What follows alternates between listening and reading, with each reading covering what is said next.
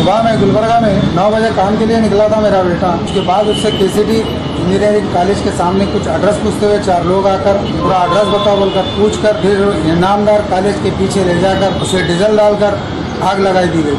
हमको तो ऐसा लगता है कि हिंदू लोग या तो हमारे दुश्मन हो गए, कुछ जाति दुश्मनी नहीं है। मुझे तो ऐसा लगता है ये मजहबी दुश्मनी दिख रही है। लोग जब मैं ट्रीटमेंट देते वक्त मेरा लड़का ने कहा दवाखाने में मुझे मार कर गुलबर्गे में काम हो गया बोलकर ऐसा निकल गए गाड़ी में।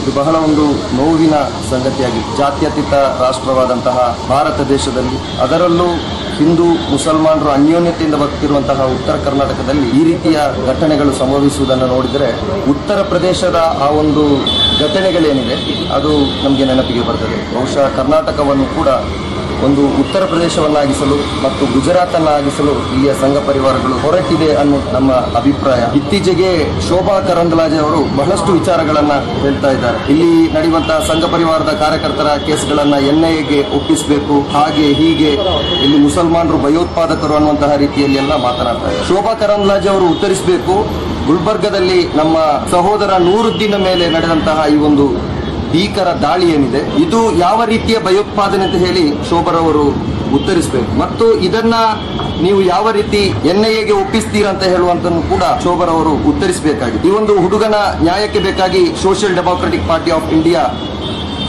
ಇಡೀ ರಾಜ್ಯದಾದ್ಯಂತ ಹೋರಾಟವನ್ನ ಕೈಗೊಳ್ಳಲಿಕ್ಕೆ ಇದೆ. ಈ ಹುಡುಗನಿಗೆ ನ್ಯಾಯ ಸಿಗುವ ತನಕ ಕೂಡ ನೂರುದ್ದೀನ್ ಅವರ ಕುಟುಂಬದೊಂದಿಗೆ ಎಸ್ಡಿಪಿಐ ಪಕ್ಷ ಇದೆ ಅನ್ನೋದನ್ನ ನಾವು ಇವತ್ತು ಹೇಳ್ತಾ ಇದ್ದೇವೆ.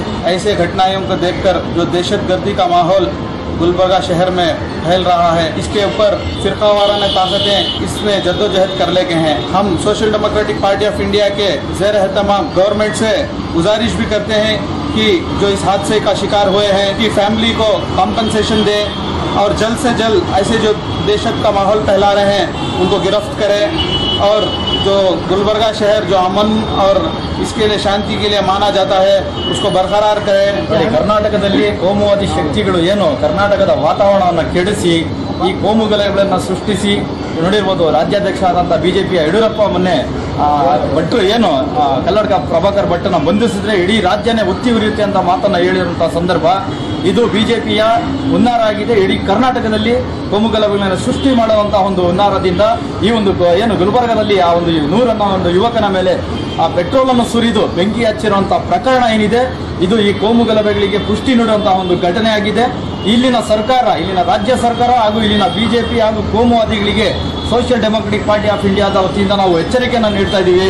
ನೀವು ದಯವಿಟ್ಟು ಈ ಕಾನೂನು ಸುವ್ಯವಸ್ಥೆಯನ್ನ ನಿಮಗೆ ಯೋಗ್ಯತೆ ಅನ್ನೋದು ಇದ್ದರೆ, ನಿಮಗೆ ತಾಕತ್ ಅನ್ನೋದು ಇದ್ದರೆ ನೀವು ಒಂದು ಕೋಮು ಗಲಭೆಗಳನ್ನ ನಿಯಂತ್ರಿಸುವ ಸಲುವಾಗಿ ಕೆಲಸ ಮಾಡಿ.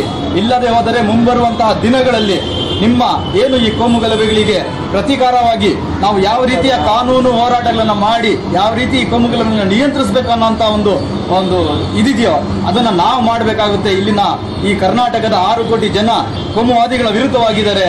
ಇದನ್ನು ನಿಯಂತ್ರಿಸಲಿಕ್ಕೆ ನಿಮ್ಮ ಕೈಯಲ್ಲಾಗ್ತಿರುವಂಥ ಸರ್ಕಾರ ನಮಗೆ ಬೇಕಾಗಿಲ್ಲ. ಇದನ್ನು ಮಾಡೋಕ್ಕೆ ನೀವು ಮುಂದಿನ ದಿನಗಳಲ್ಲಿ ಕ್ರಮ ಕೈಗೊಳ್ಳಬೇಕು.